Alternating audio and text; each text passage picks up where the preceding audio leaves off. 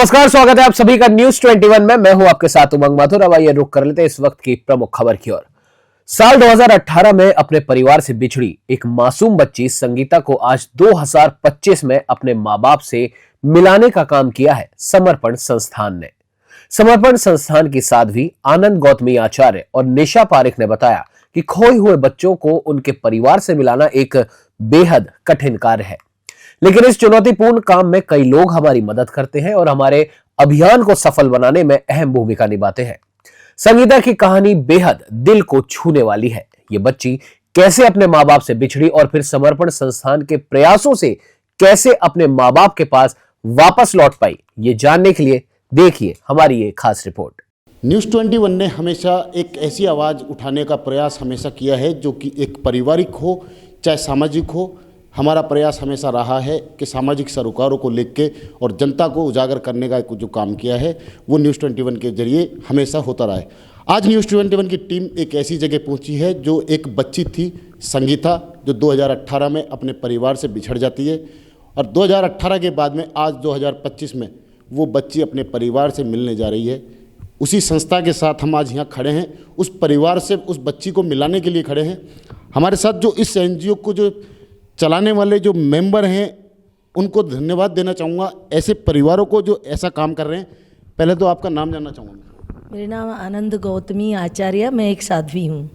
तो साध्वी जी, जो ये बच्चों को मिलाने का जो प्रयास आपके द्वारा किया जा रहा है, ये कितने समय से और कब से आप लोग ये कर रहे हैं?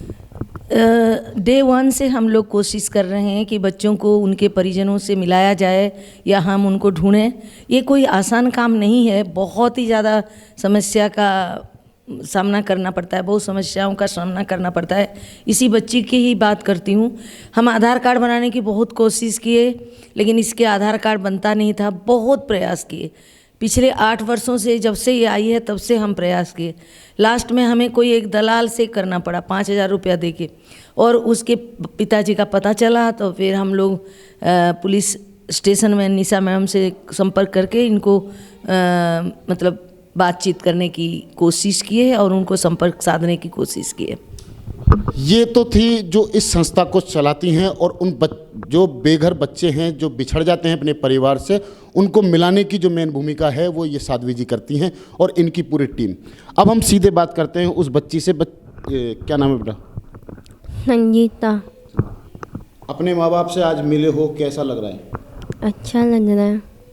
अच्छा लग रहा है। खुश हो परिवार से मिलके? अब परिवार के साथ रहोगी? हाँ। मैडम ने और इन परिवार ने कैसी सहायता की आप लोगों को? बहुत अच्छी। आपको पढ़ाया?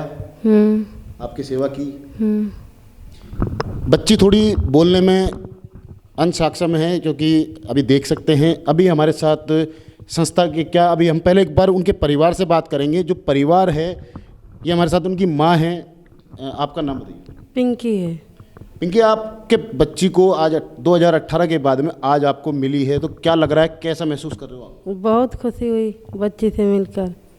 हम लोगों ने तो बहुत खोजा, नहीं मिली, तो पता चला तो हम लोग आए इधर ही।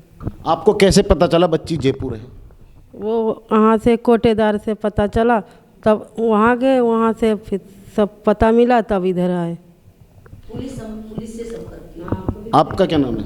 मेरा नाम शेरू है। बच्चा गुम हो जाता है परिवार से तो दिल बहुत डरता है और घबराता है। 70 तरह की बातें दिमाग में आती है बच्चे के प्रति। 2018 से आपकी बच्ची घर से लापता थी, क्योंकि ये एक बच्ची जात है, और आज आपको 2018 के बाद में 2025 में बेटी से मिल रहे हो, तो क्या लगता है, आज क्या खुशी महसूस हो रही है आपको? मेरा खोया हुआ पूरा सपना मुझको मिल गया है। मैं बहुत परेशान था, टेंशन में खाना नहीं खाता था, आज मिल गया, मुझको बहुत बड़ी खुशी हुई है। आपको मालूम कैसे चला बच्ची जयपुर है? जयपुर में हमको जब मालूम पड़ा, जब यहाँ से जैसे फ़ोन गया, वहाँ से कोटेदार थे, उन्होंने हमारे गांव में पापा से बोले कि आपकी पोती मिल गई है, लड़के को बुलाओ। फ़ोटो दिखाया, फ़ोटो भेजा, तब मैं वहाँ गांव गया। वहाँ से मैं पुलिस थाने में गया, वहाँ से बोला कि वहाँ ये एप्लीकेशन वहाँ भेजो, अपनी फ़ोटो बना के भेजो, वीडियो बना के भेजो, और वहाँ पता करो कहाँ पे हैं, तो वहाँ जाओ, लड़की मिल जाएगी। ये जो संस्था है जिसने इस बच्ची को इस परिवार की तरह पाला और इतने टाइम इसका ख्याल रखा, उस संस्था के बारे में क्या कहना चाहोगे आप? बहुत बहुत धन्यवाद है। अच्छा करते रहेंगे। हम ऊपर वाले से दुआ मनाते हैं, तब मेरा ऐसा ही करते रहेंगे। हमारी तरफ से पूरी खुश रहेंगे। ये परिवार है जो बेटी मिलने की खुशी आप साफ साफ देख सकते हैं। हमारे साथ इसी जो टीम के जो कुछ और भी मेंबर हैं जिनसे हम बात करेंगे, क्योंकि काम इस तरीके का है कि बच्चों को एक परिवार से जुदा होना, जो परिवार है उसके दिल को पता है। क्या नाम है मैम आपका? मेरा नाम निशा पारिक है। निशा जी, ये जो एनजीओ चल रही है, क्या मोटिव है, क्या उद्देश्य है? ये जो गर्ल्स के लिए जो एनजीओ चल रहे हैं, इनका मोटिव यही है, और विशेष करके साध्वी जी का तो मोटिव यही है कि गर्ल्स की एजुकेशन को बढ़ाया जाए, उनको पढ़ाया जाए, पैरों पे खड़ा किया जाए। और दूसरा, जो बच्चा ये चाहता है कि उसका परिवार मिले और वो परिवार के साथ में, तो ये पूरी कोशिश करती है उसके परिवार के लिए, हमसे संपर्क करते हैं। मैं पिछले करीब 18 साल से इस फील्ड में काम कर रही हूँ और पूर्व में मैं CWC मेंबर भी रह चुकी हूँ। ज़्यादातर संस्थाओं में जो बच्चे हैं, 90% बच्चे मेरे परिचित बच्चे ही हैं, उनका पूरा मुझे मालूम है। इस बच्ची के लिए हमने बहुत कोशिश करी कि भाई ये कुछ बोले, लेकिन ये अपने बारे में कुछ बता नहीं पा रही थी कि ये कहाँ की है, क्या है। लेकिन हमने हिम्मत नहीं हारी, ना साध्वी जी ने हिम्मत हारी और ना हम लोगों ने हारी। इस बच्ची का कोशिश करके साध्वी जी ने, समर्पण संस्था ने कोशिश करके इसका ओरिजिनल आधार कार्ड निकलवाया। जब आधार कार्ड देख के पता लगा कि हाँ ये बच्ची यूपी की है, तो एक संस्था है जो पूरे इंडिया में काम करती है, लॉर्ड्स फाउंड पर्सन के नाम से, उसकी भी मैं मेंबर हूँ।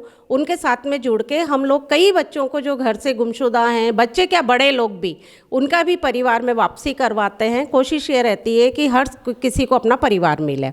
उस संस्था के सहयोग से और मैंने अपनी पर्सनल कोशिश से जब हरदोई में बात करी, थाने में बात करी, तो जानकारी में आया कि इस बच्ची की तो वहाँ पे FIR है। और जब FIR है तो उन लोगों ने क्या इसकी कोशिश नहीं करी? इसके माँ बाप कितना परेशान हुए होंगे, ये तो शायद माँ बाप से ज़्यादा कोई नहीं जान सकता है। उन्होंने बच्ची को तलाश करने में अपनी जगह को छोड़ा। गुड़गांव में वो रह रहे हैं। जब हरदोई में हमारी बात हुई, उन्होंने कहा हाँ ये तो गांव हम जानते हैं। उसके बाद में उन्होंने गांव में पता किया, वहाँ से हमने बच्ची की फ़ोटो वगैरह मंगवाई, पेरेंट्स के नंबर मंगवाए, पेरेंट्स से बच्ची की बात करवाई। वो दिन है कि उस समय एक तो माँ बाप की खुशी और एक इस बच्चे की खुशी, जो बच्चा अपने घर से निकल जाता है, जिसके परिजन उसे तलाशते रहते हैं, और 7 साल के बाद में, 8 साल के बाद में अगर उनको ये पता लगता है कि तुम्हारा बच्चा इस जगह है, शायद ये खुशी देखने की अपेक्षा ज़्यादा महसूस करने की है कि इससे मतलब उस दिल को, या मतलब मैं बता नहीं सकती हूँ कि मुझे आज बोलने में भी मतलब मेरी आंखें नम हो रही है, गला भर रहा है, क्योंकि एक बच्ची को अपने माँ बाप मिले हैं और माँ बाप एक केवल हमारी छोटी सी कोशिश, अगर मेरा सबसे यही कहना है कि अगर सभी इस तरह की कोशिश करते रहें तो शायद कोई भी बच्चा अपने माँ बाप से ना बिछड़े और ना ही किसी माँ बाप को अपने बच्चे के लिए रोना पड़े। जैसा देखा जाता है, बच्चे और माँ बाप का जो बिछड़ने का दुख होता है वो परिवार ही जान सकता है। हम और आप खाली बातें कर सकते हैं, क्योंकि वो दर्द वो परिवार ही महसूस कर सकता है।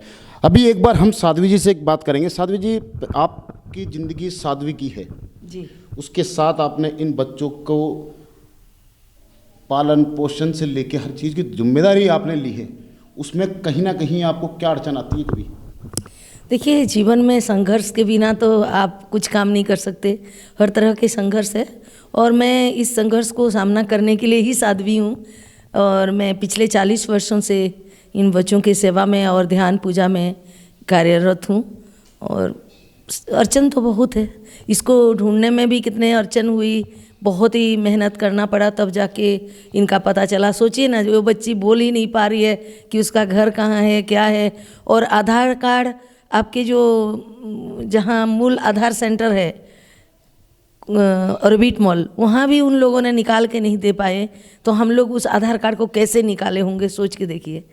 तो फिर बाद में ये मिला और आधार कार्ड के माध्यम से मैडम ने कोशिश की बच्ची की। जैसे ये बच्चे आपके पास अभी 40-45 बच्चे हैं, इनके खाने से 60 बच्चे हैं, तो इनके खाने से लेके रहने की व्यवस्था किस तरीके से अरेंज होती है आपकी? देखिए, पब्लिक डोनेशन से मैक्सिमम होती है और मिनिमम हम लोग फाइल भी लगाते हैं गवर्नमेंट से ऐड के लिए, लेकिन मैक्सिमम तो डोनेशन से ही होती है।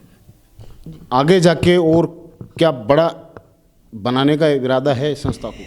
मनुष्य का इच्छाएं कभी ये नहीं होती, असीमित है।